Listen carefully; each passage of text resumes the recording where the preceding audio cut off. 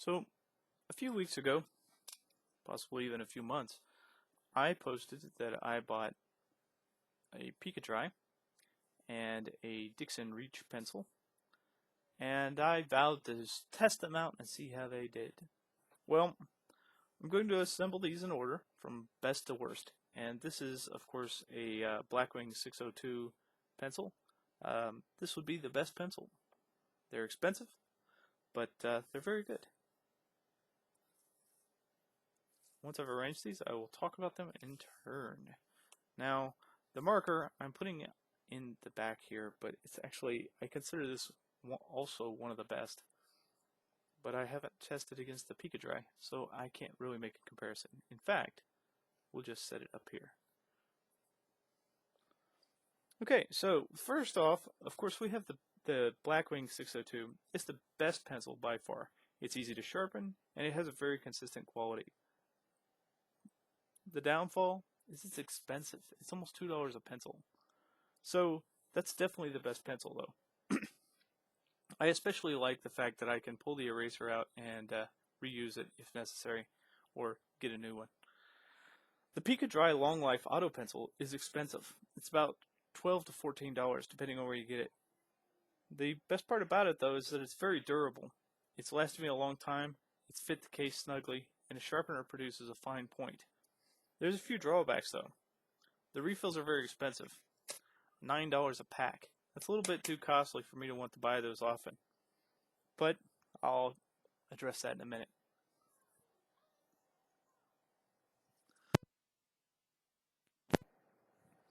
The Pika-Dry fits its case nice and snug. It doesn't sling out easily, and it doesn't fall out of your pocket that well. It's very well made. Has a metal graphite cover here, and it's fairly easy to load, but it feels a little sketchy. I always feel like I'm going to pull a pencil apart doing that. So sometimes I load it from this end. Now, the graphite refills that came with it were very soft, and so I bought a refill, and I was disappointed with them as well because they were also very soft.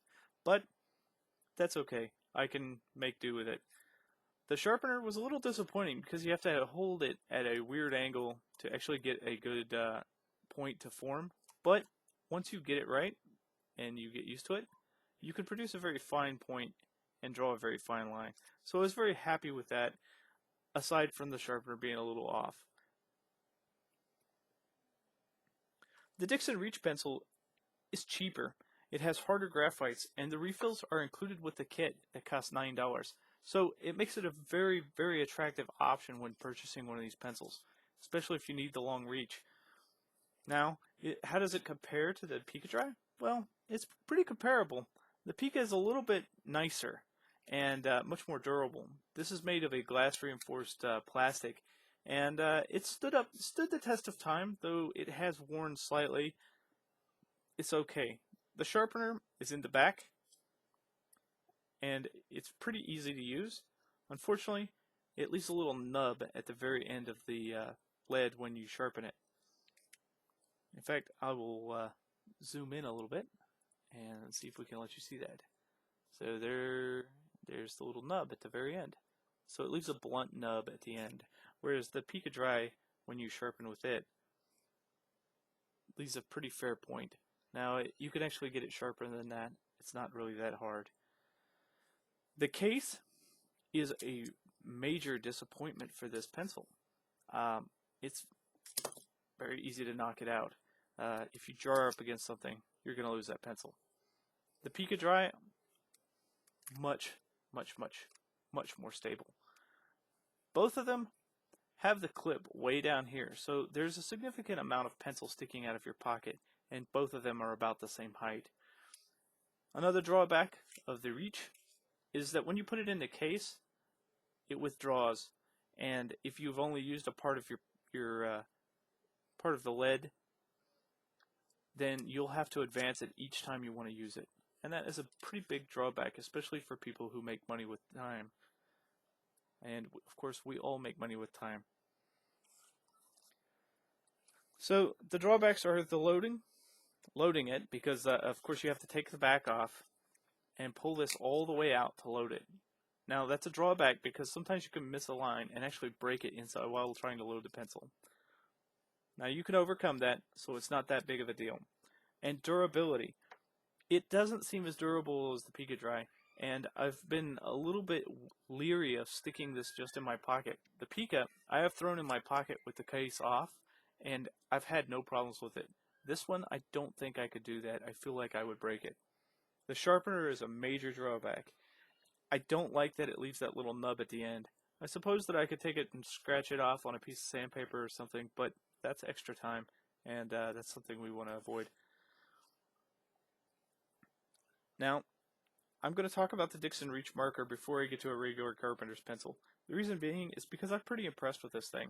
It seems to be good quality, it seems to be very durable, and it's much cheaper than the Pika markers. And it has a very narrow access. If you have a hole, an eighth of an inch, you can easily get this marker down inside of it.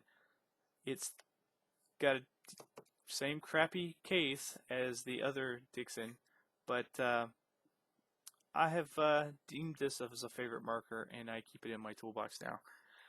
I've only bought one of these, but this has lasted several months, and I'm quite happy with that. Unfortunately, I can't really talk about drawbacks because I've not compared the Pika marker to it, so it's just a favorite marker for now. Now let's talk about a standard Carpenter's pencil. It's cheap, and that's a great thing. You could buy hundreds of them for not that much money. Unfortunately, you have to sharpen them frequently, and you can't just advance it and put it down inside of a narrow opening. So it kind of takes the back seat when compared to the Pika or the Reach. Now, which one of these would I recommend? That's really based on budget. And no matter which one I recommend, I definitely recommend that you buy the Reach because it comes with refills that fit the Pika Dry, and it is lower than the price of a set of refills from Pika. So I would definitely recommend purchasing the Reach first, regardless. However, the Pika is a much more durable pencil. It has a smoother action that is easily reversible, easily to load. It sticks in its case a lot nicer, and the sharpener is right there on the end, so you don't have to pull anything apart to sharpen the pencil. It's been a good pencil. I'm very impressed with it. I will probably buy some extras coming up soon. I don't know what I could say to the makers of this pencil, but please, if you watch this, improve that sharpener because that thing sucks.